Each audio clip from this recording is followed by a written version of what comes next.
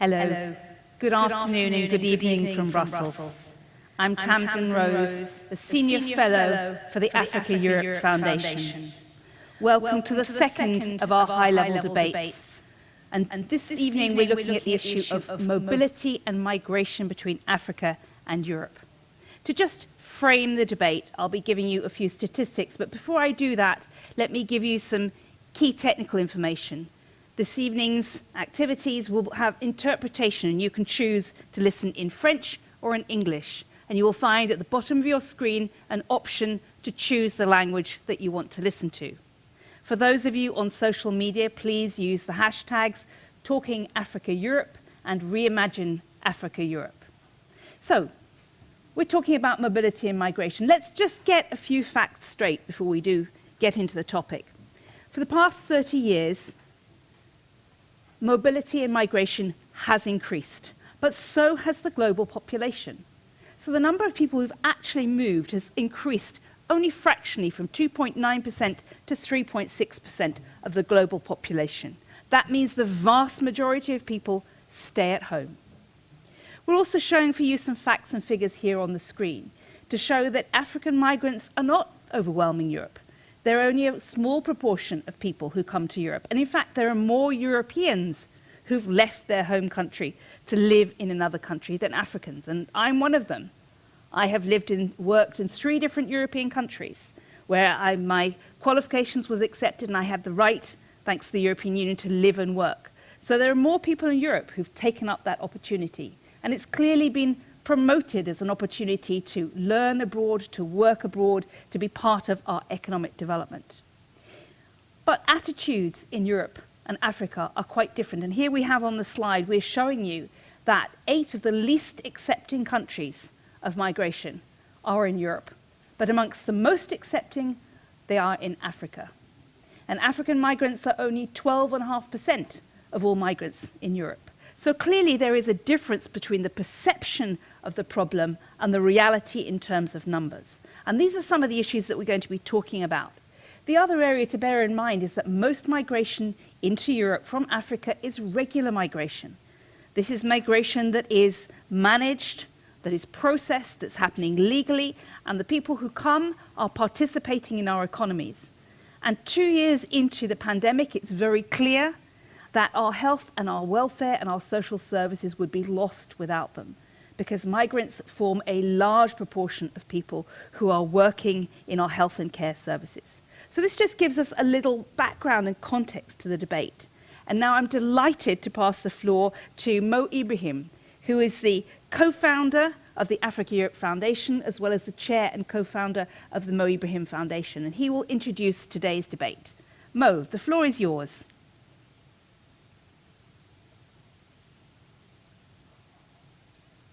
You're on mute. Can you unmute yourself?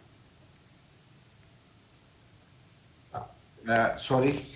Thank you very much for your introduction, Tamsin. And let me start by welcoming our honorable guests. We are delighted to have here today President Kagame of Rwanda and Prime Minister Kyriakos Mitsotakis, Prime Minister of Greece, as well as the Moroccan Foreign Minister, Mr. Nasser Bourita. Welcome. We have also a number of interesting discussions here. This is the second in our series of dialogues leading to the Africa-Europe Summit in the middle of next month. Last week, we had a wonderful discussion on energy and climate, and it was frank and honest, and we hope today also we'll have a frank and honest discussion on migration, a subject which is causing really a lot of anxiety between us. And we need to talk about frankly and honestly.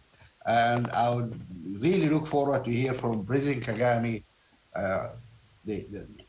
the reasons here why Africans are migrating, or some of Africans are migrating, knowing that migration actually made the history of this world.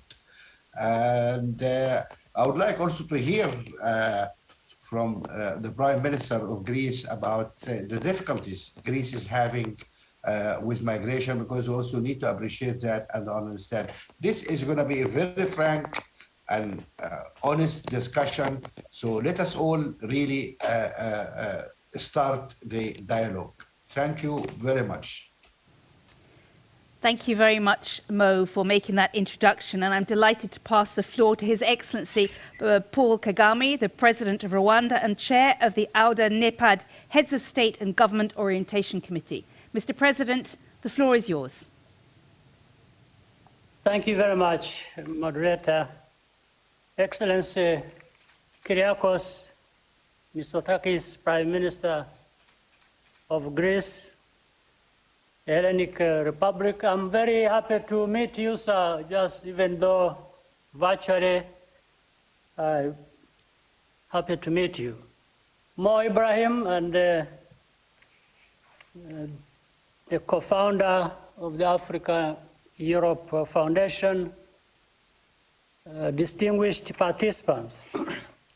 I'm very honored to join you today for this timely discussion about migration and mobility.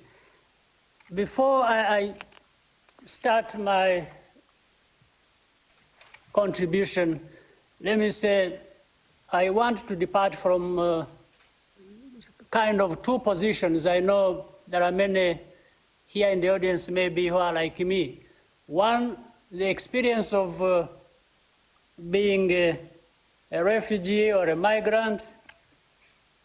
Later on, also the responsibility of a leader in addressing some of these problems. So I have had these two experiences, therefore my viewpoints are based even on, personal sensitivities to this matter. I would like to take this opportunity to thank the Africa-Europe Foundation for facilitating this discussion ahead of the upcoming African Union, European Union Summit. Migration and mobility have long been at the forefront of the dialogue between Africa and Europe. Several reasons as to the question raised by Mo Ibrahim, why Africans would migrate to Europe, say. Different reasons. Some of them justified, others not. But they're either political, economic, security, all that wrapped up on matters of governance. In fact, if Africans, first of all, would be comfortable staying at home in their own countries, and at the same time allowed to move from one country to another, then some of these problems would be reduced to the most minimum. But the terms of the debate are broken. Dangerous journeys continue to cause loss of life and empower criminal networks. We need new thinking and actually action to give us the results we want. To make progress, we must correctly diagnose the root cause of migration. The most important driver is the imbalance in human capital opportunities between our continents, that is between, say, Europe and Africa. Access to skills, training, healthcare, and decent work may be unavailable on the return on a person's capabilities may be limited due to poor governance. An effective and humane migration cooperation framework must be based on addressing the human capital investment gap. The migration challenge is a shared responsibility for Africa, Europe, and multilateral agencies. All countries have the right to control their borders and regulate immigration. Settling in another country by anyone is not an automatic entitlement. There needs to be a better mechanism in place to distinguish between irregular migrants from relatively stable countries and those deserving of special protection who may get lost in the crowd. Similarly, obtaining refugee status should not be the only way to attain legal residence in destination countries. We also need to be doing a better job of engaging stakeholders on all sides of the migration question, particularly the civil society and advocacy groups which shape the political debate. Overall, our starting point is that every young African should be able to lead a dignified, productive, and safe life on the African continent, whether in their home country or elsewhere in Africa.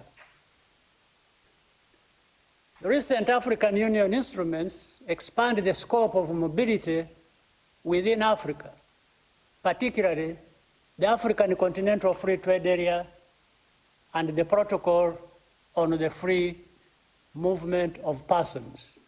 Here I want to say, of the 55 countries on our continent, so few have signed this protocol to allow freedom of movement by the Africans.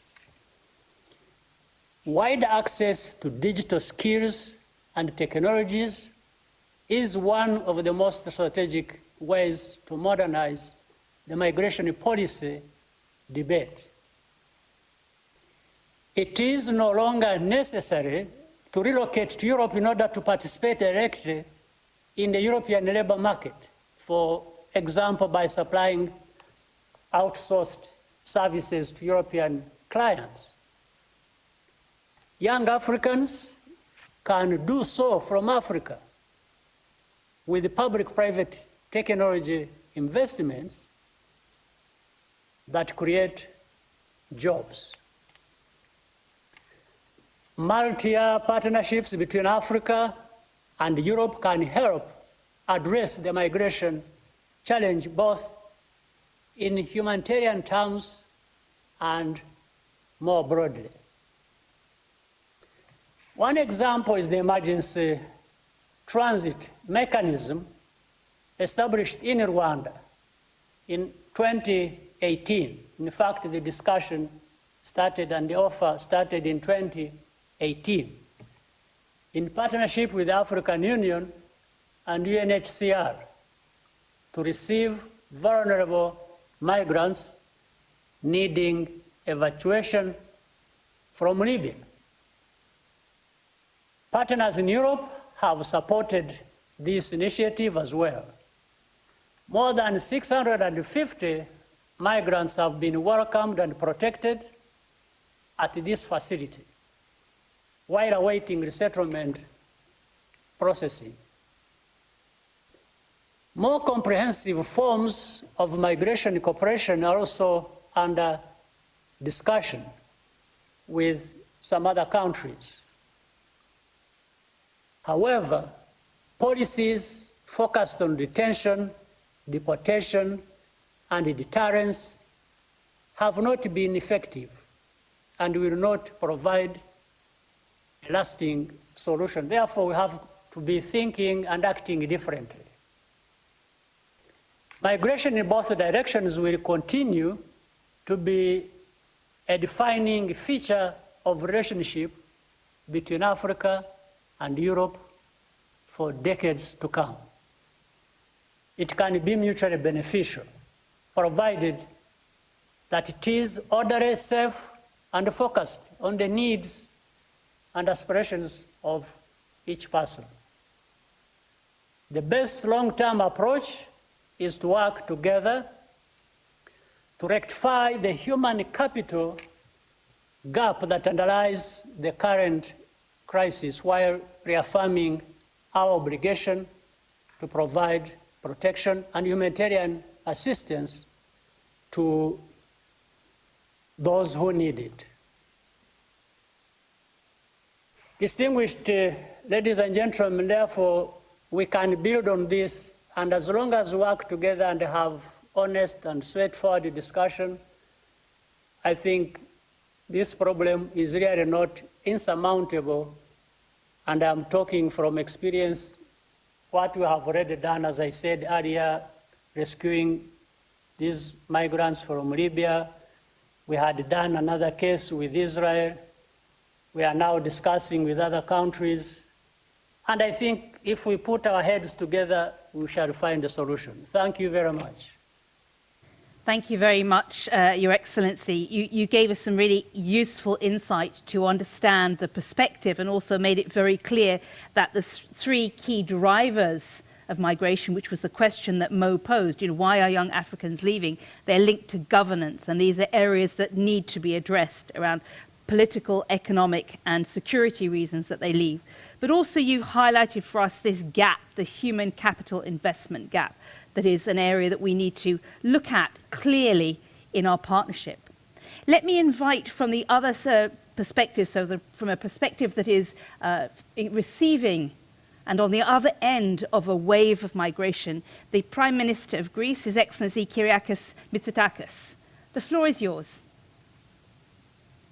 Thank you. Thank you very much, and good afternoon from an unusually cold and snowy Athens. It's a privilege to be able to address this very selected group of participants and exchange views on the dynamic relationship between Europe and Africa. All the more so given that today we are engaging on the important and complex topic of mobility and migration. And thank you, President Kagame, for your very insightful and I think useful comments. And I take a great interest in being able to foster this honest dialogue between African and European countries, because at the end of the day, this problem can only be resolved if we honestly listen to each other's concerns and grievances and try to find mutually acceptable solutions. We are a direct neighbor of Africa. We're connected to, rather than separated from it through our common sea, the Mediterranean. We cannot be absent from this discussion. And after all, mobility between Greek and African shore dates back millennia, and the movements were actually mutual. Not so long ago, many Greeks have pursued a better future in Africa, not just in the north of the continent, but also in sub-Saharan Africa, and their traces are still there without the scars of the colonial past left by many other countries. And our commitment towards Africa is clearer now than ever. I'm really looking forward to the upcoming EU-African Union Summit in Brussels, which will bring together leaders from both continents, allowing for an in-depth discussion on the big challenges facing us: growth, financing, and sustainable development, climate change and energy transition, health systems, and access to vaccines, and of course, migration and mobility. I know that you have already discussed climate change and energy in your previous debate. Vaccine access is to follow next week. Just to mention that Greece has donated more than 5 million doses of vaccines to Africa, either through COVAX or bilaterally. They have already been delivered to our African partners. And now coming to our subject of discussion, realities which were mentioned by President Kagame, such as demographic trends, the quest for stability and security, the need to adapt to climate change will shape our cooperation for the years to come. And these elements must form key parts of our partnership on mobility and migration. And the commitments of the European Union should be better communicated to the African side. As you pointed out, President Kagame, well-managed migration can have a positive impact for all our societies. But this presupposes our honest commitment to the fight against irregular migration and trafficking in human beings, with particular emphasis on addressing the destructive role of criminal networks. Dangerous attempts to cross the Mediterranean continue, causing tragic loss of life and unfortunately sustaining the business models of exploitive gangs. You all know that Greece, a country of first entry to the EU, has been at the forefront of the efforts to combat these criminal networks, which thrive, unfortunately, at the expense of human suffering, and in many cases, human lives. Unfortunately, in Greece, we were also confronted with the practice of a neighboring country to instrumentalize the aspirations of desperate people trying to flee poverty in pursuit of its own political agenda vis-à-vis Greece and the EU. And I think we need to be very, very clear here, both European and African countries, that we need to condemn in the strongest possible words any attempt to use migrants for geopolitical purposes. It is a practice that unfortunately has happened. It is completely unacceptable. With the support of our partners, and despite the huge burden on our economy and our society, we have made significant progress. We have done so while being clear about our respect for international obligations and the fundamental rights of people trying to cross our borders, which are also the borders of the European Union. We have saved thousands of people at sea, and our Coast Guard has done a remarkable job in terms of search and rescue and really trying to save people who have found themselves in desperate situations. This summer, while we were still trying to cope with continuous flows, Greece was present when called to play its part in welcoming hundreds of Afghan refugees, primarily women, after the country was taken over by the Taliban. The current situation of people, often desperate and highly vulnerable, attempting dangerous crossings of the Mediterranean, has to stop. And the only viable way is to achieve this by meaningful action on three fronts. The first is that, as was also pointed out by President Kagame, the EU can and should offer legal migration and more opportunities. If you look at a country such as Greece, and if we discuss the characteristics of our labor market, the shortage and supply of skills, you will realize, President Kagame, that at present there is a shortage, for example, of agricultural workers in Greece. Big shortage. This need was covered in the past by migrants who came from the Balkan countries. There is less interest now in people traveling from the north to the south to work in our fields. Why not put in place organized programs that will bring workers from Africa to serve this need that we clearly have? It could be a win-win solution, but it would again be a program of organized migration.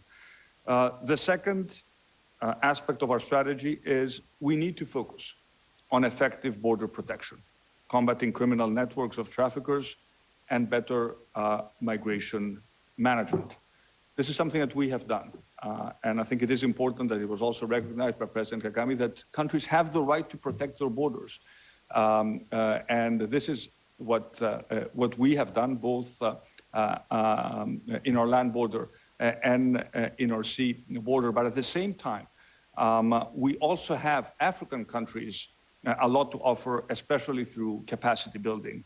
Of course, African countries need and should be open to cooperate more constructively. And I attach particular importance to this issue, on the issue of returns of persons that do not have the right to reside in European territory, those who are not fleeing war and persecution, those who are not allowed asylum status. They need to be encouraged and facilitated to return to their home countries. And we need your cooperation. We need the cooperation of African countries in order to make this happen. And third, of course, we need to address the underlying causes that encourage people to flee their homeland. Of course, I think it was mentioned by President Kagame what these are. And of course, different African countries have different vulnerabilities and different issues. Other countries face internal upheavals, armed conflicts, protracted violence, transnational organized crime, humanitarian crisis due to natural and man-made disasters, insecurity, or a combination of all these factors. The current situation in Burkina Faso is just a reminder if we needed one. So I think our action needs to be tailor-made. Some African states host already a substantial number of migrants, refugees, and forcibly displaced persons, and therefore face significant challenges. Sub-Saharan Africa hosts more than a quarter of the world's refugee population. And supportive reception and asylum systems of these countries, as well as development of sustainable approaches for hosting refugees is indispensable. Demography is an important factor that will shape our future actions in Africa. We need to reassure to the greatest extent possible that younger African generations have a reason and the necessary resources to stay in their home countries. And I say that again in the context of also fully recognizing the need to give sufficient opportunities for legal migration, both for studies and work, including high-skilled personnel, without creating a brain drain. And I took particular notice of what was mentioned by President Kagame, that one could envision work opportunities, remote work opportunities in Africa for highly talented young Africans on behalf of European employees. This seems to me a very interesting avenue we need to further explore. And of course, just to conclude, and I took note of the point made by our moderator that at the end of the day, only a small number of the African population is engaged in migration. That may be true in absolute numbers, but for the countries of first entry into the European Union, even that small number can be completely overwhelming when we have to deal with massive waves of refugees and migrants arriving on our shores. So I think that if we take action on the three fronts that I've outlined, the EU offering legal migration opportunities, effective border protection to really tackle, to eradicate, to eliminate the criminal trafficking gangs, to break down their business model, and action to address the underlying drivers behind people feeling they must leave their homeland, that would seem to me to be a reasonable and well-balanced approach to address this challenge. And again, I very much welcome the opportunity that we will have when we will meet in person to have an honest discussion between Africa and the European Union, but this will also give us the opportunity to establish bilateral relations between European countries and African countries and to explore avenues of possible cooperation. This problem will not be resolved unless we engage with our African partners in an honest, equal, and mutual beneficial partnership to make ends meet. For my part, Greece is determined to actively contribute to this discussion, but also to take action to address the challenges. Thank you very much for listening. Thank you very much, Your Excellency, and we understand you may not be able to stay with us until the end of our debate because, of course, there's a major extreme weather event in your country that you also have to manage at the same time. But thank you very much for giving us your insight. I'm now going to move to a country in Africa which has an experience of migration and mobility from 3 different perspectives. It's a country of transit, it's a destination country, and also a sending country. So I'm delighted to introduce from Morocco, Mr. Nasser Bourita, the Moroccan Minister for Foreign Affairs, African Cooperation, and the Moroccan expatriates. Would you like to share, please, Mr. Minister, your experience of Morocco in these 3 different perspectives? Bonjour, chère madame. Good evening, madam. Let me first apologize for the Minister Nasser Bourita, who could not attend this meeting this evening. He apologizes because he had to leave the ministry a couple of minutes ago because of a last-minute constraint. He therefore asked me to share some reflections with you.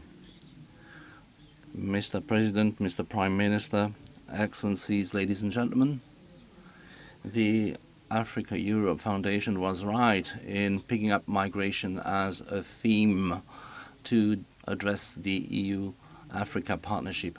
Since the 5th EU-AU summit in 2017, the world has been faced with never-experienced challenges. The pandemic has created a paradox in terms of migration. On the one hand, pandemic has disproportionately affected Europe. On the other hand, migrants had a positive and even decisive impact both for the host countries and for the origin countries. The pandemic has shown another reality. Sudden migrants account for 1/3 of the workers in the health sector, an essential sector in Europe. I wanted to thank you for inviting my country to share its experience on migration. And this choice is rightful in several ways. The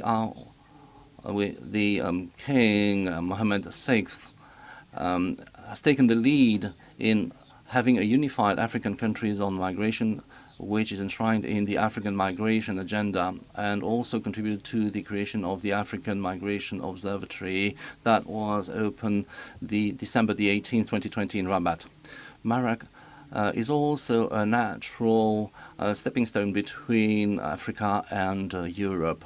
Thirdly, Maroc has an experience because it has gone through various transformation of migration as a transit destination and origin country. The observatory, which is led by His Majesty the King, is having an introspective, an inward-looking approach of migration, which has enabled to regularize thousands of migrants. Fourthly, Morocco is taking part in all regional and international debates on migration, the International Forum on Migration and Development, and the African Forum on Migration and Development. It is also part of the Rabat process, and it also contributed to the adoption of the Rabat Covenant. So, if you allow me, I would like to focus on 2 main aspects. First, migration has become a central aspect of the EU-Africa partnership, but not for the reasons we believe. On the other hand, is it better to jointly manage migration or to face it separately? Migration has become a key element of the Africa-Europe partnership. For a better. Why, will you ask me? Not because we should and the image is frozen. Not because the north-south migration is more important than the south-south migration. This is wrong, especially in Africa, where 75% of migration flows are intra-African flows. Not because migrants would hamper the economy or be a danger for the economy. Not because the migration management would only mean managing external borders. So if migration has become a key element of the EU-Africa partnership for a better, it is not because there is this obsession of migration, but precisely because there is a gap between migration as it is perceived and as it is in reality. Beyond this finding, the growing place of migration is something we should welcome. This good news, this migration obsession has been an awareness-raising element, an eye-opener, and it has challenged European states to look at the situation in Africa. It is also an eye-opener for African states because they too have to take up a major challenge, i.e. to speak with one voice about migration. It has also enabled to leverage funds by granting a never-increasing budget to migration through the Trust Fund for Migration in Africa. It has also fostered bilateral, multilateral and continental dialogue and contributed to set up some political dialogue tools. It is also part of a wider reform of the EU regulation on migration flows. I'm talking here about the new Pact on Migration and Asylum. These many outcomes show the added value of migration. Migration can indeed contribute to the reshaping of the partnership because it is creating human relationships, economic complementarity, and political cooperation. At the end of the day, migration is at the same time matter of opportunities and challenges. It can be also something that can contribute to prosperity, development, peace, and stability. And I now come to the second aspect. Whilst migration is taking more and more importance in the partnership, we need to shape it, to structure it. And this means that we need to find another method to manage it jointly. We have tools to achieve this, and we may have many references at international level. We have the Marrakesh Pact. At African level, we have the African policy of His Majesty that is enshrined in the African Migration Agenda. We also have the Pact for Migration and Asylum. We also have the Rabat process. If you give me 1 minute to wrap it up, what do we expect? If migration is a joint challenge, the interests are often contradictory. If we want them to converge, we have to get rid of misunderstanding around migration phenomenon. The first misunderstanding is the knowledge. The second misunderstanding has to do with the goals of migration policies. And the third misunderstanding has to do with the method. We should no longer give the keys of migration management to smugglers. Managing migration is not just managing borders, it is also contributing to more legal mobility. Migration should not be outsourced, it is a matter of shared responsibility. And this is the only way that we can make migration one of the assets of the EU-Africa partnership. Thank you very much. Of the Minister of Foreign Affairs from the Kingdom of Morocco. Let's again now look at some of the issues that have been raised, where we've had very strongly the importance of economic development and how for young people this is absolutely key. And we've talked about this gap in investment in human capital. So let's see a few figures that give us that in perspective. So looking at the lack of relevant job prospects for Africa's fast-growing youth population, and here we can see that although there has been economic growth on the continent in the last 10 years, it hasn't been mirrored in a growth in jobs.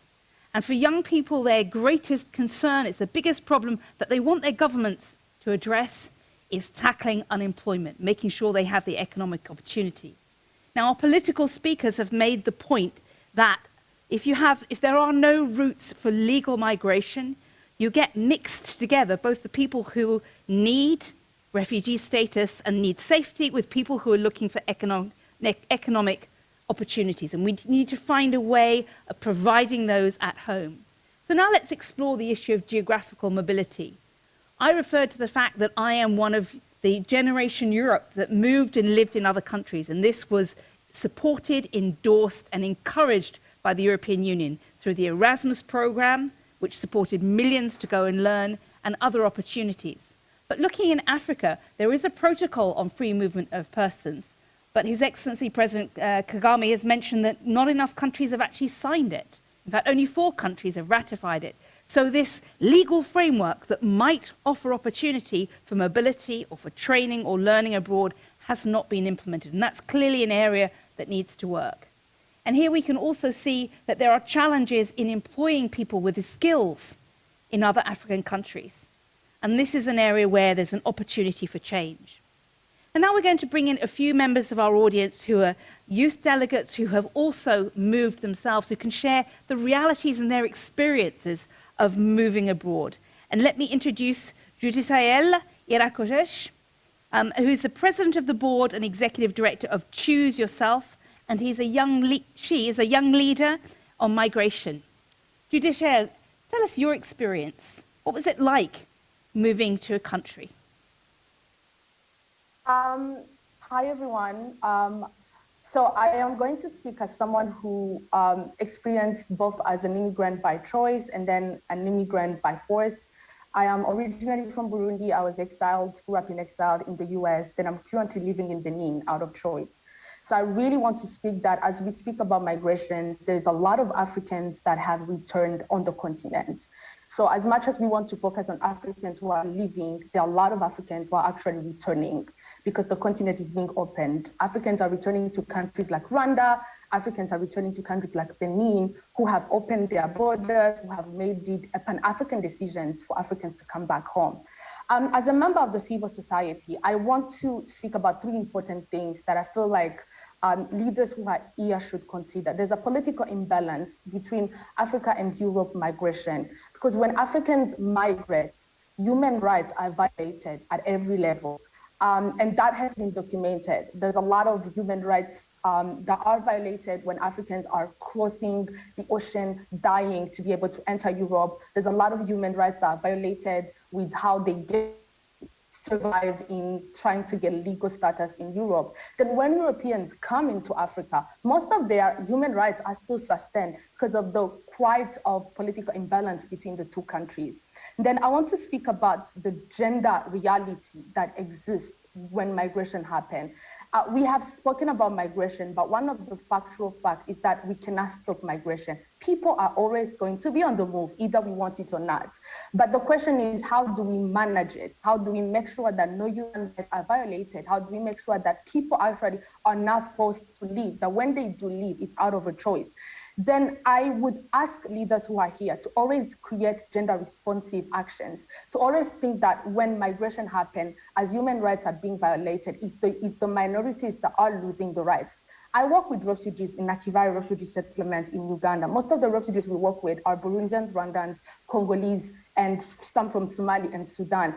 When you think on the steps they will go to be able to get out of the refugee camp to a European country, because countries like Uganda have not incorporated very easy ways of integrating refugees into the host countries. But now we have countries like Rwanda who actually have very easy integration solutions. When refugees come into their country, they're easy to get a job, they're easy to actually get a residency, they're easy to create businesses, and we have such success stories. So as we speak about all of this, we need to also realize how migrations are affecting the gender inequality in our world today. The last point that I wanted to speak is Mo Ibrahim spoke about how can we keep Africans on the continent. There is the media that is not helping. The media is always portraying on how Africans are dying on the ocean, which is quite clearly not true at all, because intra-African migration makes the majority of migration on our continent. Before I ever thought of migrating to the US, I had already crossed Rwanda, I had already been to Uganda, I had already been to Congo. The average African will cross to the next African country before they even get an opportunity to get to Europe. So we need the media to be telling the real stories, the stories of Africans who are actually moving within the continent. Then we need leaders like President Kagame, who's here, to push his fellow leaders to sign that free movement that we need, because it's actually ridiculous today that an African to enter another African country, they will have to pay a visa that is over $200, or they will have to apply for a visa for a month or 3 weeks, or even be denied a visa. Those are the points that I wanted to raise. And then I think for me, one of the reasons that allowed me to return back to Africa, someone who was in the West, was that I found a country that actually allowed me as an African to come back. So we need more of that. So Africans, you young Africans, can feel that the continent actually is there, or that we can build lives here and be part of building our continent. Thank you.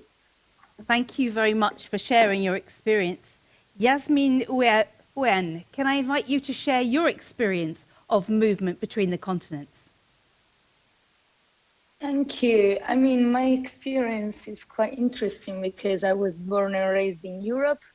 I'm Yasmin Ouen, the founder of We Belong, and being half an African descent, but also European from my mother's side, I always felt that identities and matters such as migration shape us as immigrant daughters and descent. Now we have Judika L, the previous speaker, that shared points, very valuable points, especially on human rights and on the lack of human rights when Africans cross Europe and come to Europe. I would start by saying that this is a failure of the European Union policy, and moving forward, we need to assess these failures. We have a Prime Minister of Greece that shared his concern about some countries using this migration bordering countries, but it's actually countries that the European Union did agreements with. And I can also mention Italy, which is the country where I was born, who did an agreement with Libya, a very unstable country, and this facilitated smuggling and human trafficking hugely because there is just no stable entity or government that is actually protecting these migrants when they arrive to Libya and then they come to Italy.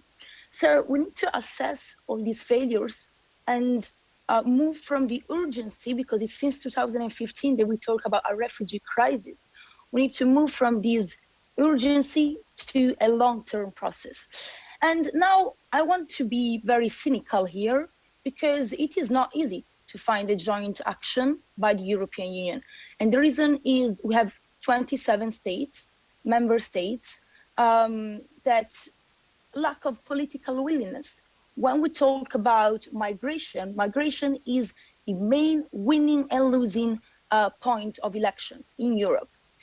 It's a scapegoat that is used, and there is a lot of myths. You expressed them, some of them in the beginning. So We Belong, which is a platform amplifying voices of immigrant descent in Europe, we are trying to change the face of migration. And when we talk about migration, I think my last point, very important, is to make the difference between a migrant, an immigrant descent, and a refugee. Of course, there is people who need to come to Europe. There is people who come because of economic needs, but there is also people who are born and raised in Europe and need to be included. Because when we don't see an inclusion, a representation at the political level, by the way, the European Union, 24 MEPs are people of color only out of more than 200. When we don't see this representation, then it is to no surprise that people are scared about migration. It is to no surprise that people actually do not know what does it mean to be like me, an immigrant descent, and feeling European. So yeah, my last point is really making sure that moving forward in this partnership, we leverage immigrant descents, we offer them economic opportunities, because statistically we have less opportunities than white people in Europe just because of our name and our origins. And then that we make sure that we can also give back. I know that just to end, the Moroccan Ministry of Foreign Affairs and actually the Moroccan Ministry of Moroccans living abroad offer me, as an immigrant descent, the opportunity to come back to my country and to benefit from cultural programs. So 200 people from all over the world who have Moroccan origins came back to learn about the country. I would encourage all the African countries to do the same and the European countries to also encourage this exchange, because it is crucial that we feel both European as we feel Africans, and that we make our culture and our background a strength rather than a challenge. And I will end with this. Thank you. Thank you very much, Yasmin, for your very concrete suggestions and sharing your experience. Let me now invite Jean-Michel Severino to pick up on some of these elements that we're really touching on here, which is the link between jobs, economic opportunity and migration, because it's clear from all the interventions so far how closely linked they are. So what would you like to contribute to this discussion? You're the Chief Executive Officer of the Investisseurs et Partenaires and a former CEO of the Agence Française de Développement. So you've got a long perspective on this issue. Thank you very much, Madam, and thank you for allowing me to join this very important conversation. I'm very honored to be part of it, and especially because it's dear to me. I am a member of an Italian family whose all members fled Sicily in the first half of the 20th century to access France, United States, Northern Italy, and Southern America because of poverty. And centuries change, but problems remain. Poor people flee the countries where they cannot make their living. President Kagame said something very important in this conversation. In his introduction, he said that every African should be able to live a dignified life in his country or anywhere in Africa. This is why, but unfortunately, poverty is and going to remain the main reason for which people are going to try to flee their country, move to another country in Africa or to Europe, among others. The future is really very challenging. Up to 2050, around 450 million young Africans will reach the market labor in Africa. And we know that on the current growth basis, only 250 million formal jobs will be created in Africa during that period. So we have a huge job gap to meet, and this is where all our efforts should focus on, providing jobs. And but I have good news to share. I think this is feasible. I think it's possible to create very productive, decent jobs in places of Africa, even the places of Africa where you have the most important sources of migration. I will just mention you one instance. You said that I was leading Investisseurs et Partenaires. This is an impact investment firm which is fully dedicated to promoting African entrepreneurs. We created tens of thousands of jobs in the last 20 years since we were created. And one of the businesses that we supported is called CDS. It's a water and energy provider in the river of the Valley Senegal, on the Mauritanian bank of the river Senegal, a place which is a very important migration zone, and which, by the way, has also experienced very dire conflicts and jihadism challenges. Well, we invested in that business as a startup.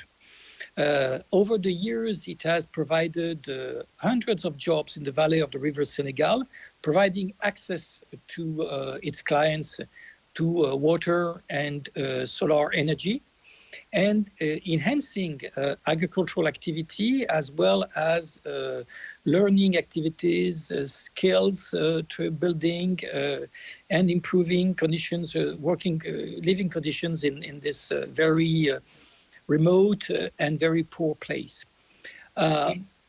Impact on migration has been real because people have found more and more opportunities to earn their living in a decent way in this region, either directly or indirectly, as a direct or indirect impact of this type of activity. This activity has been created by an African entrepreneur, a Mauritanian entrepreneur. It's fully Mauritanian. And over the years, we have sold our share in this business to important investors who are there to help Sidi Khalifou, the CEO of this business, grow again and deepen its impact. This can be replicated all over Africa. Entrepreneurship in Africa is just an incredible trend, very thriving dimension of the African society. But African entrepreneurs need also much more access to finance, much more capacity building support. This can be provided to them in what are relatively small numbers where compared to the amounts of the overall ODA or the foreign direct investment. But yet it's not money that will bring returns that are commensurate with what the private sector can ask. So coalition of private investors, public donors, public investors such as the development finance institutions should come and allow money to flow much more directly to this very vibrant part of the civil society. They will invent the economic models, and they already invent the economic models that that will make Africa much more prosperous. They will create the tens, hundreds of thousands of jobs that even the big companies cannot allow to be the creation.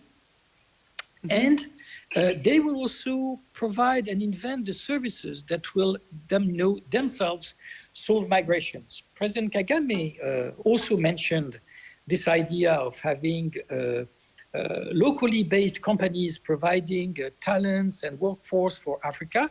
They already exist. Some of those African entrepreneurs have created that. I'm mentioning, for instance, a company called Talenteum, which is also a startup, but growing fast, which is exactly doing that. Excellent. And we'll see over the years much more of those happening. So let's focus on that. Let's focus on providing and creating the jobs. And over the long term, we'll find the solutions to those very challenging migration patterns. Thank you very much, Jean-Michel, for sharing some of these very concrete examples of investments that have had a real impact. Let me now invite Papa Amadou Sarr, the Minister and General Delegate for Entrepreneurship from the Republic of Senegal. We just heard a few examples there of how investments have managed to create enterprises that have generated jobs. What would you like to share from this perspective of the Republic of Senegal?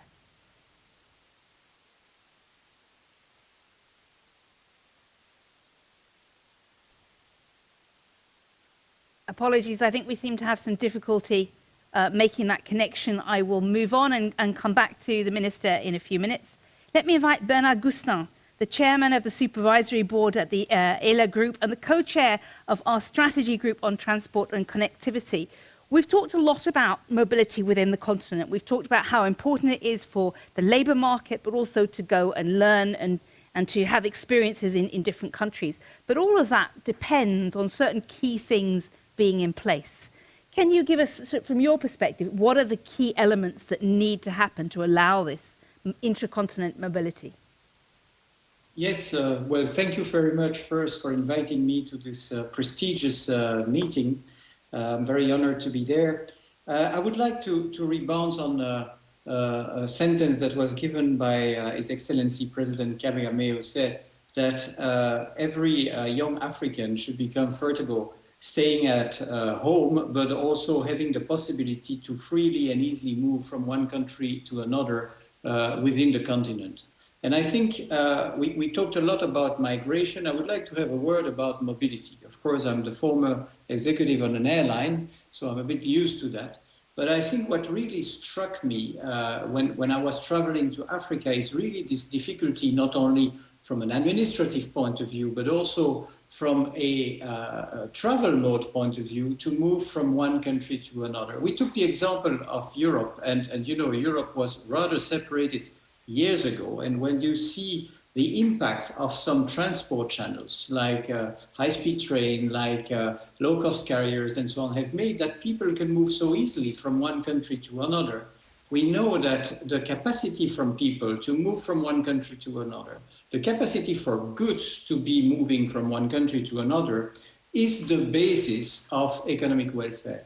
And I think this is really one of the topics where when people will have the capacity to get jobs, not only in their own country, but also to move and to do business in neighboring countries without all the difficulties of moving that exist today within the continent, that will create a certain level of economic welfare, that will create this paradigm that President Kagame was very well summarizing, meaning that people will be willing to, will be comfortable to stay in their country because there will be jobs, because there will be opportunities. But on the other hand, while being comfortable to be in their country, they will be extremely happy to move from one country to another, to be able to move, to live in another country, but also to be able to have a job in another country, to invest in another country, to meet customers, to meet suppliers. And so this is really an area where I think there is a lot of job to be done. And we are coming to one of the topics we touched base in our different work streams within the Africa-Europe Foundation is the infrastructure.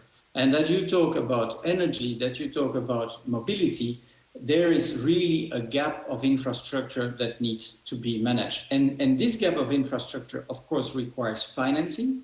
And I will let you know that one of my biggest frustration is that working with a lot of private equity funds and pension funds, there has never been so much money on the market. And it's extremely difficult to orient this money for infrastructure projects in Africa. And I'm convinced that the day that we can turn this into a virtuous circle, where there will be the right regulation, the right governance, but also the right financing, and not only for, specialized public type of authorities financing in so-called developing countries, but really private investor keen to invest because it's in Africa that the growth is happening. Look at the demography, look at the potential, and that they will be ready to basically invest in infrastructure there.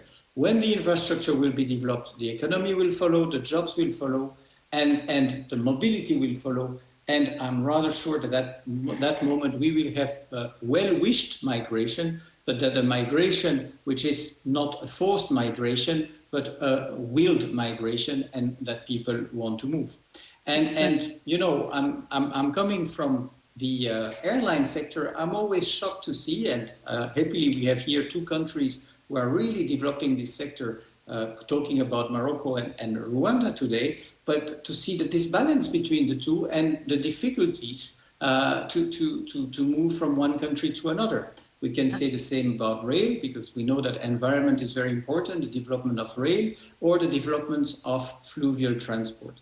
So I had a little bit of a word more on mobility than migration, but I think the two are very much linked.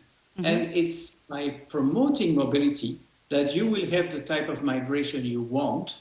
And it's certainly not antinomic. Capacity to move from one country to another, administratively, but also physically, is not antinomic to migration. That's the message I wanted to share with you tonight. Thank you very much, Bernard. And I'm delighted we're able to now pass the floor to Minister Papa Amadou Sarr from Senegal, who is the General Direct Delegate for Entrepreneurship. Minister, I think we have the connection with you now. Please go ahead.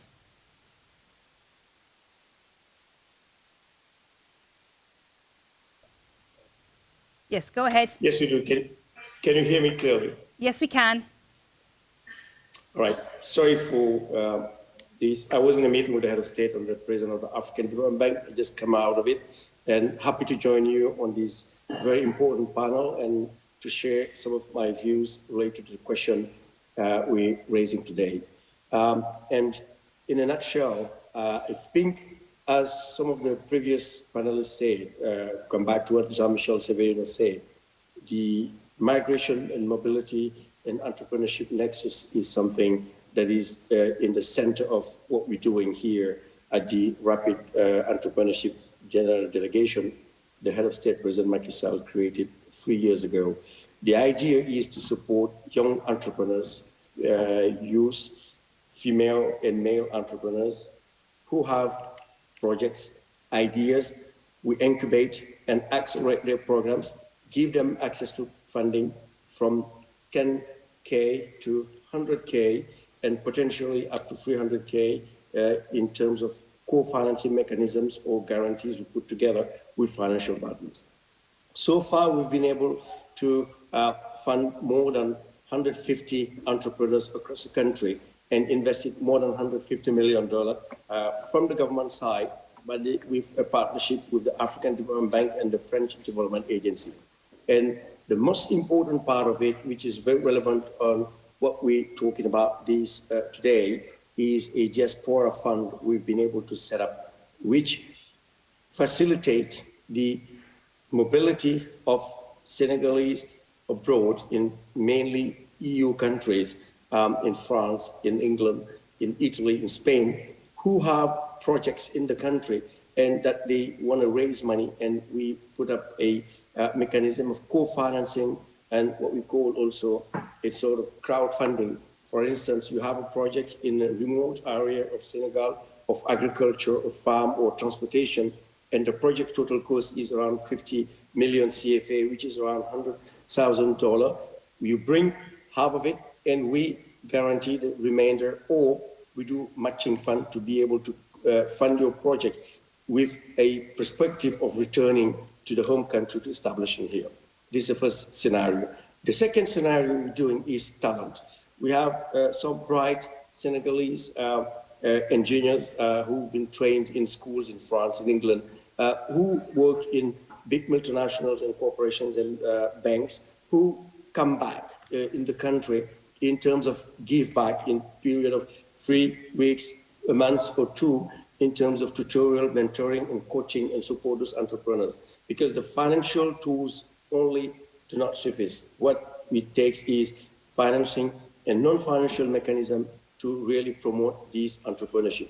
And I will stop there saying, one of the key areas this panel and the promoter of the panel, the Africa Europe Foundation, which I really thank and congratulate on the initiative, is to try to work on a partnership that will really make sure that there is a mobility between Europe and Africa. Because most of the people like me who've lived in the UK or in France for more than 15 years and came back in the country working for the government, is what we just need is to go across Europe, come back in a week, 2 weeks, etc. So that visa facility that could be put in place, let's call it a blue card compared to the green card in the US, would facilitate the circulation of brain, of talent between Europe and Africa, and will help the support of promoting of funds, but also the support to promote brain. And it will go in the circle of brain circulation rather than brain drain, and would benefit to Europe and to Africa. And finally, last but not least, I want to comment on a word in terms of the flows. And the paper, the issue paper, the AEF produced clearly stated it. The stock of migrants from Sub-Saharan Africa are in Sub-Saharan Africa. Less than 15% of those African people travel to Europe. So let's not really exaggerate that invasion debate, but more a collaboration, a mobility, a cooperation, and fruitful partnership between Africa and Europe through a brain gain and a migration and a positive investment. Thank you very much, Mr. Minister, and telling us again this clear focus that we need to be looking at brain circulation and brain gain rather than brain drain, and the importance of recognizing the context that the vast majority of mobility for Africans happens in Africa. And this is where we need to be making a difference and providing economic opportunity. I'd like to just swiftly change our focus to moving away from the economic migrants to the issue of irregular migrants and particularly refugees. And I'm going to invite somebody else to make a contribution. That's Alexander Betts, who's the Professor of Forced Migration and International Affairs at the University of Oxford and also European Young Leader with the Friend of Europe team. Alexander, your specialization is the issue of people who are forced to move. And we heard earlier that often it's issues of conflict, security, as well as economic. We also know that climate change will force more people to move. So what's the perspective of people who are forced to move? Do we have examples of where that's working, where they're being able to be integrated and offered opportunity? Because we heard from President Kagame that every African should have the right to a life of dignity in their own country or continent, but that's clearly not happening. Thank you very much. I'm really honoured to join the discussion, and I'm really pleased that you've put on the table the question of refugees and forced displacement. I think what was very clear from the Prime Minister's intervention is that from a European perspective, irregular migration and asylum is one of the big issues. But when we look behind that, we need to recognise that increasingly the majority of people crossing the Mediterranean in desperate circumstances are likely to be refugees. We know that from recognition rates in Europe, and we know that from the profile of countries people are coming from. So one of the shared areas where we need moral leadership and we need international cooperation on both sides of the Mediterranean is around how we respond sustainably to refugees. Now, I think this is an area where we do also need a degree of perspective to recognize that most refugees are not coming to Europe or the rich world, but over 85% of the world's refugees are hosted by low and middle income countries. And Africa hosts around 6.5 million refugees, which is 3 times more than the European Union. And as we've heard with migration in general, most refugees and forcibly displaced people in the continent remain in the continent and cross their nearest border and seek asylum in a first country of arrival. Across Africa, people are displaced for a variety of reasons. State fragility and protracted conflict situations. A disproportionately large number of the continent's refugees come from South Sudan, DRC, Somalia, Eritrea, Central African Republic, chronically fragile or conflict-affected states. But we also have new challenges where climate change, for instance, fragile governance are mixed with ongoing conflict. The Sahel region, for instance, is a source of new displacement. And we occasionally have new sources of displacement, such as the challenges in the Tigray region of Ethiopia. What we've tried to do in our research at the University of Oxford is highlight, however, that with the right policies, refugees can be contributors to their host societies in Africa and in Europe. And actually, while our data shows that the majority of refugees in Africa would like to aspire to move to rich countries such as Europe, very few do. In fact, in any given year, our data suggests that refugees in camps and cities in East Africa are very unlikely to move to Europe. Fewer than 0.1% of refugees hosted in those countries will actually move to Europe in any given year.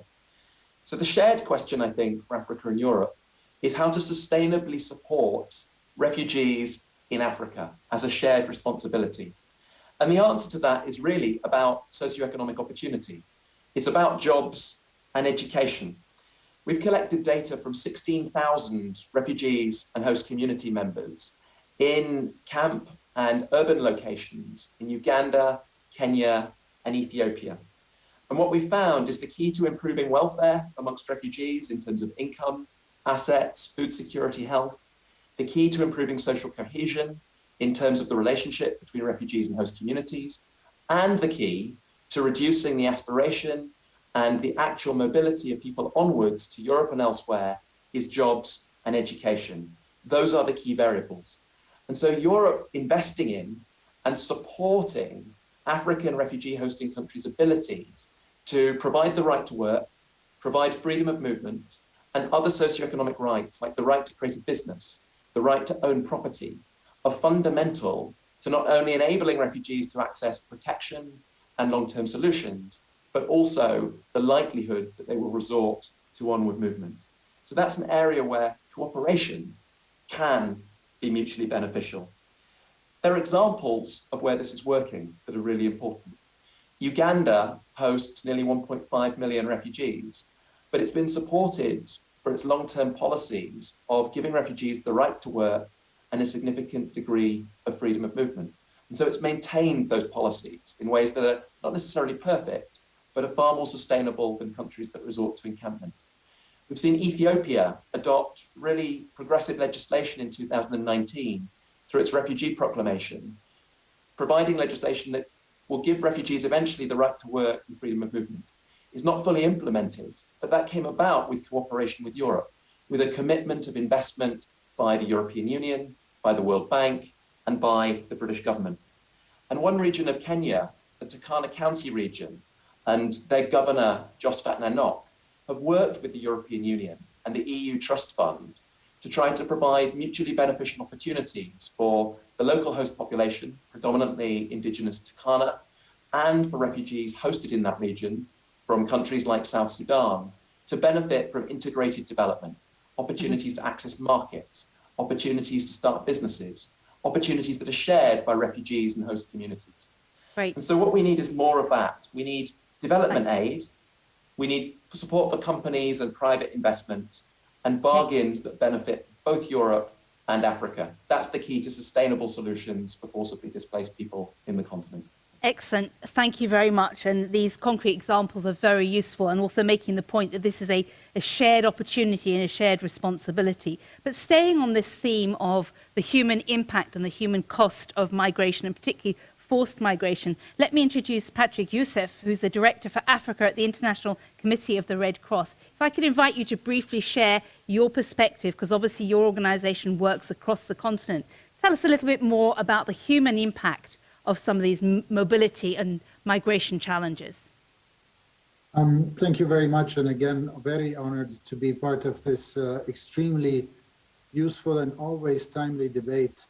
From our perspective, indeed, from the International Committee of the Red Cross, working with the biggest network of volunteers, that is the Red Cross and Red Crescent societies in every country, I think I always try to remind that on the question of migration, one has to be extremely precise on data, on the data analysis bit, but also on being very specific about the contexts and countries or sub-regions where migrants are emerging from. Someone who leaves Pemba today in the north of Mozambique has different drivers than the one leaving Senegal or Dakar.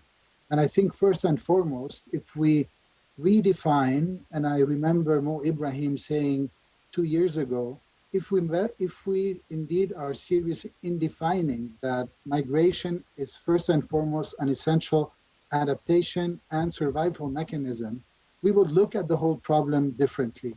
I think today's migration patterns have been made even more necessary due to the different drivers that everyone has mentioned, including His Excellency President Paul Kagame. But I would like to add and build on what Alexander just said on the cumulative impact of armed conflicts, violence, and climate change. And we just have to face that reality in front of us before talking about the symptoms rather than the current reality.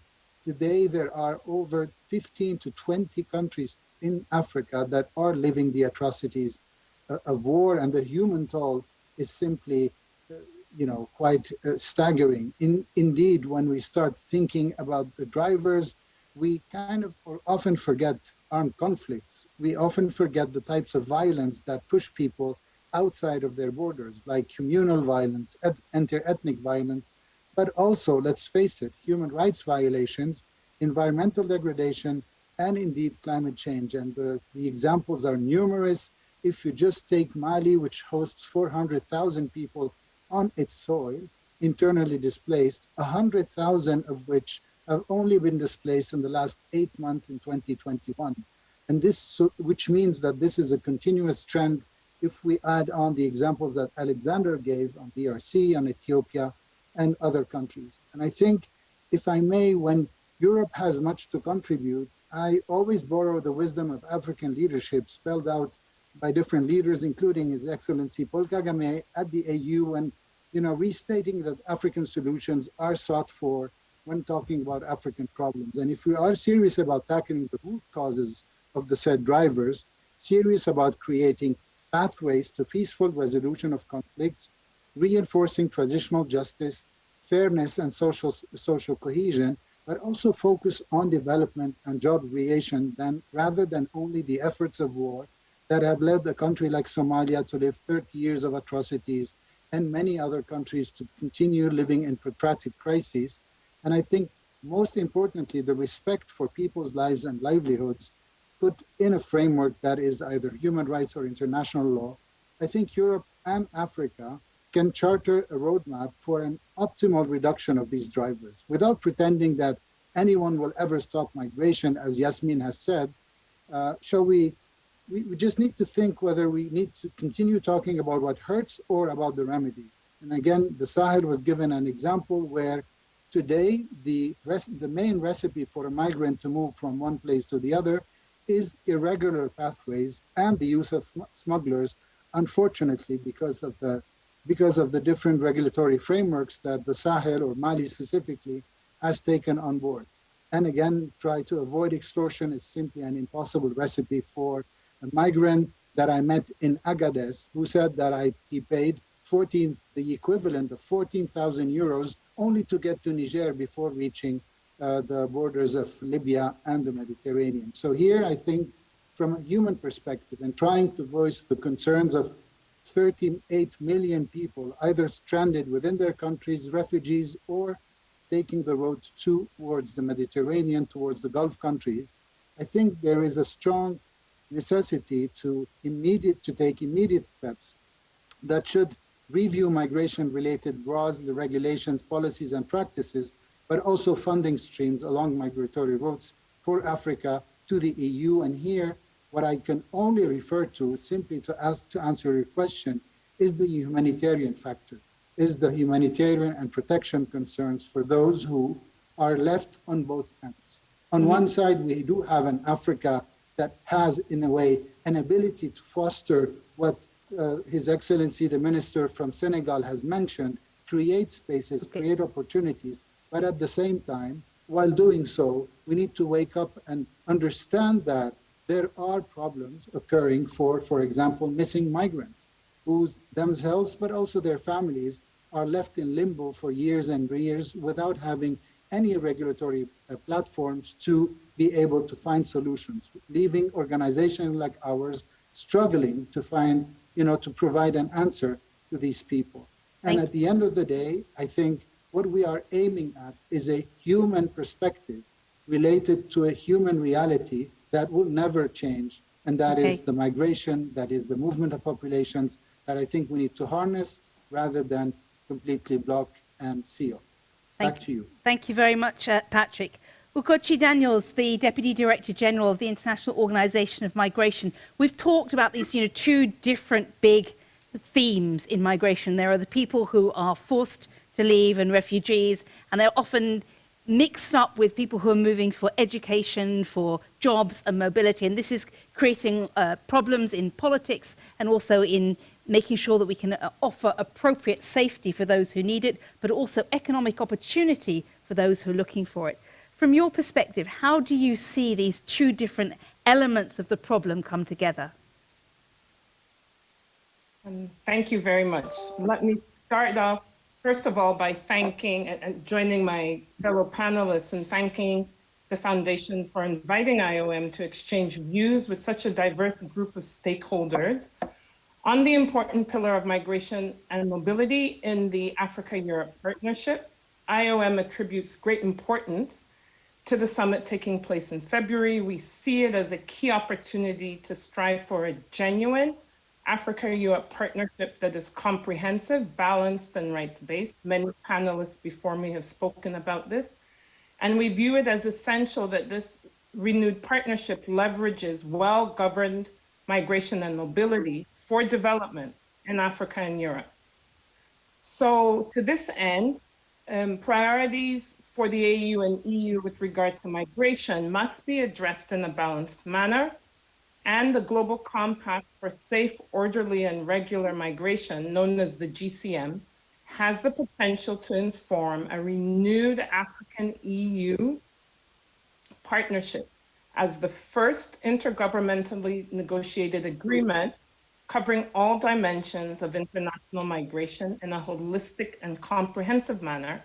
It provides a blueprint for enhanced cooperation. And because it's comprehensive, it actually covers all of the issues that we've been discussing today. And the first International Migration Review Forum in May this year provides the opportunity for states to identify concrete actions that support the AU-EU partnership. During the regional reviews, many states raised the issue of reliable and disaggregated migration data. IOM stresses the importance of ensuring the partnership is anchored in an evidence-based approach backed up by solid data and research. Much has already been said about what the data is actually saying, and increased support to the newly established AU migration centers in Rabat, Mali, and Khartoum will be key to ensure crucial migration data and research can be harnessed for the AU-EU policy dialogue and future programming. So now I can see I'm conscious of time. So I just want to focus on 3 topics: legal channels, return and reintegration, and mainstreaming migration in the green and digital transitions. Firstly, as most African migration takes place within the continent, a renewed partnership should advance legal pathways by fostering and facilitating intra-African migration and mobility, supporting the advancement of the AU's free movement of persons protocol and the African continental free trade area are critical. And here some inspiration can surely be drawn from the EU's integration process. Considering Europe's role as the main destination for extra-continental African migration, these efforts must go hand in hand with an active role for AU member states in the design of enhanced migration partnerships. IOM considers that the focus on skills-based partnerships should extend to all skill levels. On return and readmission, AU-EU cooperation should continue to promote safe and dignified options for return, with a preference for voluntary return alongside an integrated approach to reintegration. The innovative AU-EU-UN task force, which was set up on the margins of the summit at the margins of the last summit, together with the EU Joint Initiative for Migrant Protection and Reintegration, have highlighted the important contribution of African states to return and reintegration along migration routes. Through this partnership, more than 100,000 migrants have accessed safe and dignified return options, and in countries of origin, reintegration systems have been strengthened, benefiting more than 93,000 migrants and communities. We consider that continued and predictable support through capacity partnerships with African states, including at the local level, will be key to consolidate and capitalize on the important progress so far. Lastly, as green and digital priorities play an important role in a renewed AU-EU partnership, I wish to underline the importance of mainstreaming well-managed migration across these areas. On climate and migration, cooperation must support migrants, returnees, and communities in climate-fragile locations to access policies and programs that facilitate migration, should they want or need to move, but also support adaptation. The Africa Climate Mobility Initiative is one innovative example of a broad-based partnership focused on resilience and adaptation measures alongside protection concerns. In the area of digital transformation, the partnership can promote inclusion, boost human capital, and facilitate legal pathways and returns. As around 542 million African citizens have no legal means of identification, increased access to legal identity through digitalization is an area of shared AU-EU interest. Access to identity is crucial for development and resilience and a prerequisite for regular migration. IOM looks forward to supporting our EU and African member states in the implementation of a renewed partnership that incorporates the developmental benefits of well-managed migration and mobility for all involved. Thank you very much. Thank you very much, Ugochi Daniels, for sharing the perspective and the direction of travel that the International Organization of Migration is putting forward. We're delighted to say that we've had 3 journalists who've been following our conversation, and if they, at this point they'd like to ask a question, I'm going to invite them to do so. So we have Benjamin Fox from Euractiv, we have Rashima Shuka from CNBC Africa, and Malek Diawara from Le Point. If you would like to ask a question, now is your moment to do it. So please signal with you by putting your hand up. We'll put it in the chat. Alors, c'est Malek Diawara. Hello. Thank you for all the contributions that have been particularly instructive and interesting. Here is my question. Which are the structural, political, economic, and financial elements required for the purpose of mobility and migration that are part of a framework of co-development between Africa and Europe? Ridima, would you like to ask your question? Then I'll see where I can get responses. Right, thank you so much. I wanted to ask any of the people from the PMs and the presidents who have joined here kindly today. We've spoken a lot about financing development and improving free movement within and outside of Africa. One thing to consider here is that conflict is really not going anywhere for the time being. So like so many of our panelists here mentioned, that it might as well, like Patrick said, tap into this opportunity.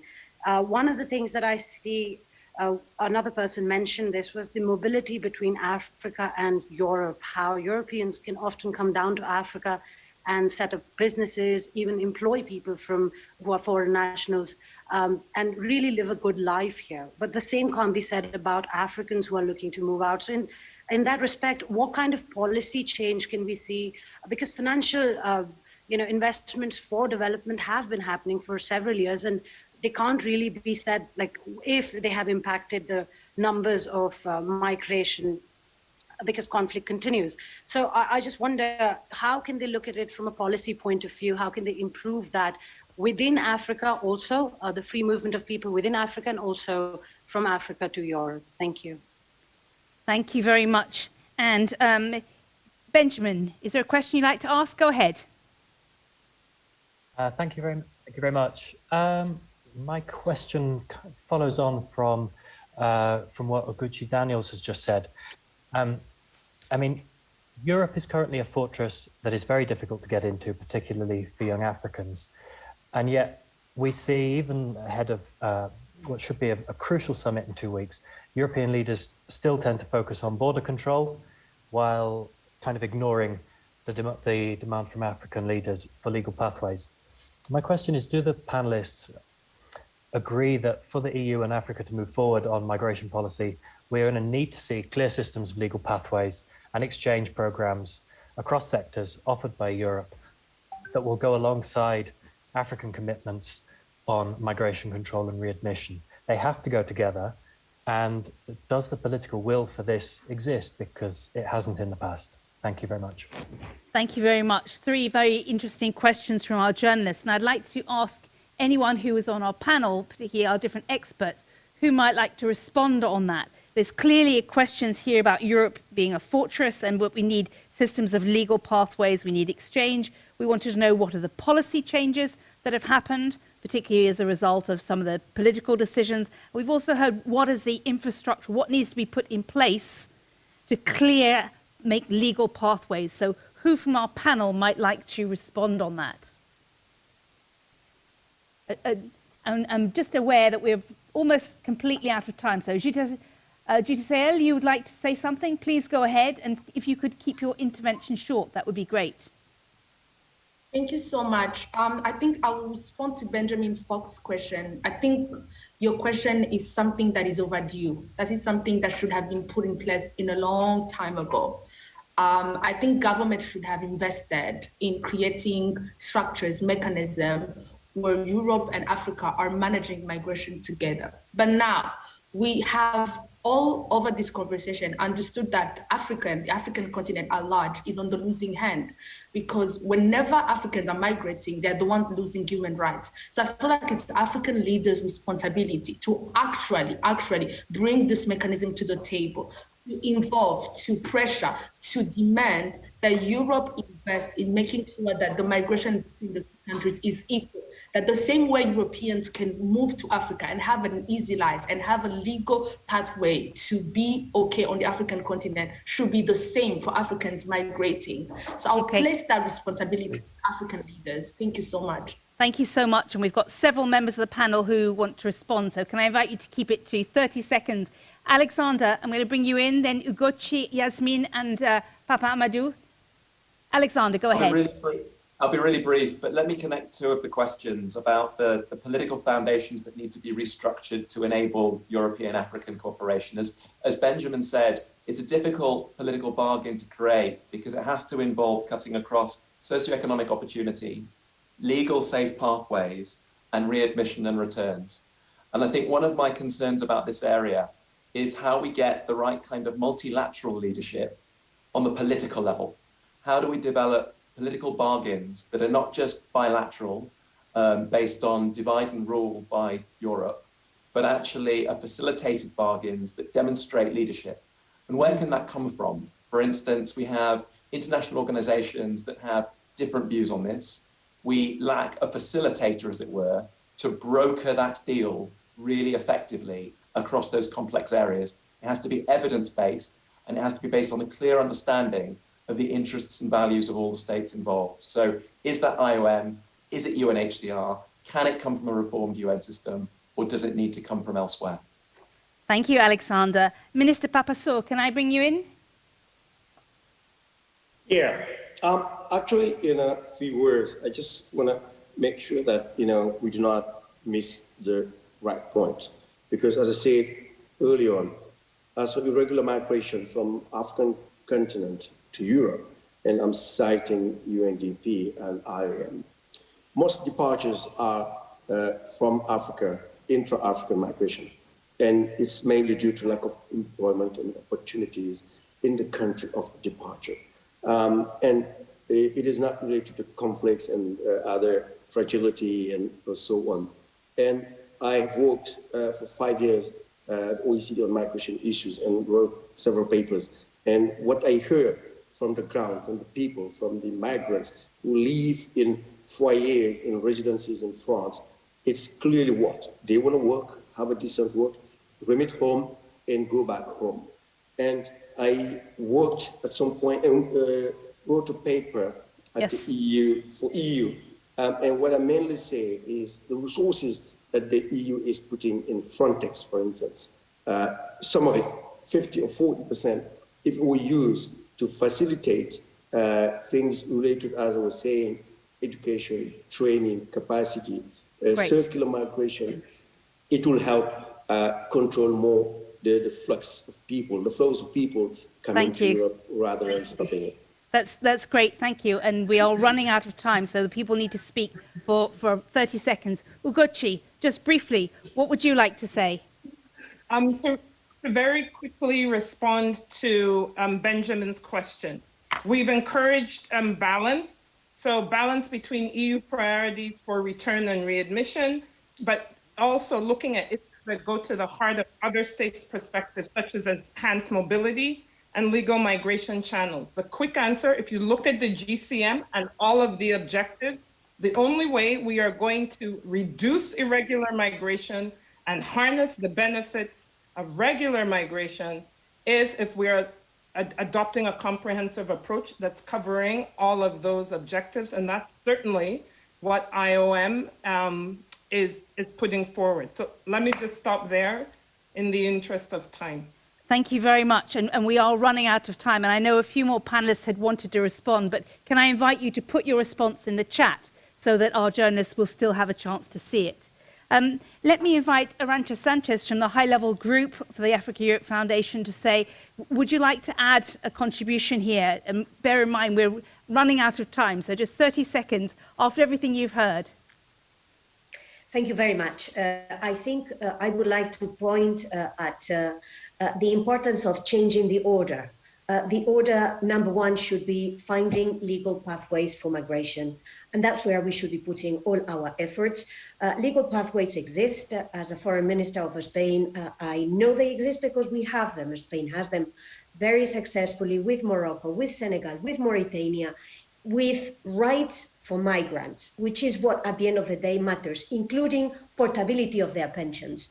And if we focus on legal pathways, and if number two, in the next summit, we send a very big signal of investments in skills and entrepreneurship on the side of Africa and the European Union, and we only put as number three the fight against human trafficking, which, by the way, we should also do in partnership, because this is against the dignity of people. I think we have the ingredients, following the good advice we got today from President Kagame and President Mitsotakis. Thank you very much.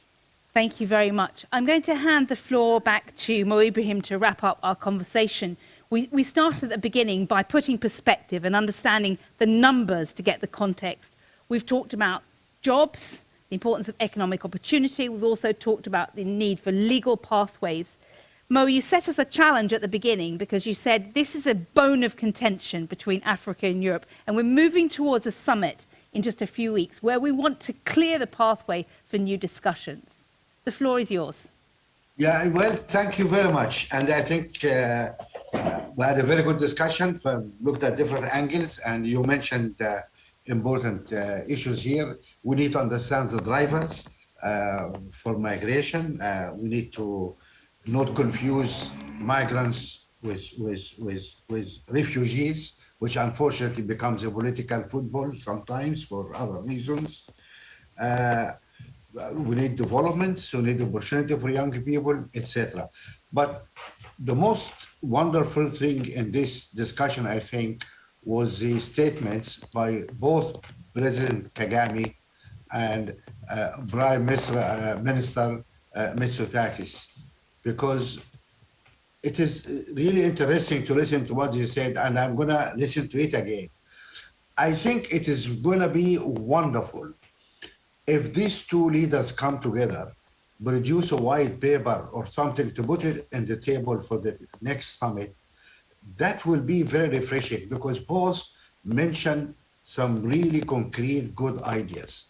And it will be change. I mean, instead of Africans sitting here and Europeans sitting here and talking to each other, if an African leader and a European leader coming together in that sensitive issue with a white paper or a framework, then we hope for action, because a lot of things can be done if we have really a reasonable plan. Finally, I just want to ask our Moroccan guest on the panel. He did not mention his name, so I'm sorry I cannot call his name. Please, just a message to the foreign minister. It's really unfortunate that he bails out of a meeting in the last minute when we have two very senior leaders from Europe and from Africa. Please, that is really unfortunate. I hope he passes this message to him from me. Finally, thank you very much again for a wonderful discussion, and we look forward for next week. We're going to have our third and last discussion before we move on to the actual Africa-Europe summit, which we all hope will be different. And thank you for your time and for enriching this discussion. Thank you. Thank you very much, Mo. And as you say, rendezvous next Thursday at 5 o'clock, so same time, same place. And we're going to be discussing vaccine access and equity in the Africa-Europe partnership. Thank you and goodbye from Brussels.